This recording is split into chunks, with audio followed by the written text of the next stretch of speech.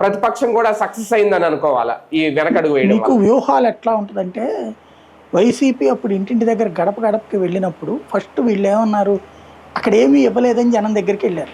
తెలుగుదేశం వాళ్ళు పంపించింది కదా టీడీపీ, ఎందుకు ఇవ్వలేదని వాళ్ళు లెక్క చూపెట్టారు ప్రతి ఒక్కరు. అది చూపించాక తెలుగుదేశం ఏం చేయాల్సి వచ్చింది, సచ్చినట్టు స్టాండ్ మార్చుకోవాల్సి వచ్చింది. ఏమని, జగన్ ఇచ్చిన దానికంటే ఎక్కువ ఇస్తామని కదా. అదే ఇంటి దగ్గర మూడో నాటకం అవుతుంది. ఫస్ట్ జగన్ ఇచ్చాడు, కాగితం ఇచ్చాడు, తర్వాత సచివాలయం వాళ్ళతో కాగితం ఇప్పించాడు, తర్వాత వాళ్ళ పార్టీ వాళ్ళు వెళ్ళి కాగితం ఇచ్చారు. ఇచ్చినప్పుడు వీళ్ళు వెళ్ళి తెలుగుదేశం వాళ్ళు ఏమి ఇవ్వలేదు మీకు అన్నారు. అప్పుడు వైసీపీ వాళ్ళు ఇచ్చింది వాళ్ళు చూపించారు. దాంతో వీళ్ళు అది కాదు, మేము ఒక బాండ్ పేపర్ మీద రాసిస్తున్నాం, ఇది గ్యారంటీ, బాబు గ్యారంటీ, ఇదిగోండి అని చెప్పి బాండ్ పేపర్ రాసి ఇచ్చారు. బాండ్ పేపర్ అంటే ఒరిజినల్గా అయితే కనుక వ్యాలిడ్, వీళ్ళు అవన్నీ డూప్లికేట్ బాండ్ పేపర్లు కాబట్టి ఎవడు కేసేలా. లేకపోతే బాండ్ పేపర్ మీద అయితే కేసే ఇచ్చు కదా, మామూలుగా నాకు ఇస్తానని ఇవ్వలేదు అన్నట్టు.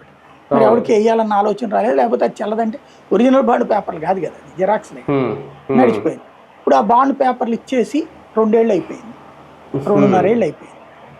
ఆ బాండ్ పేపర్ల మీద ఈ ప్రభుత్వం వచ్చి 2 ఏళ్ళు అయిపోయింది, అందులో ఉన్నాయి అమలు కాలేదు.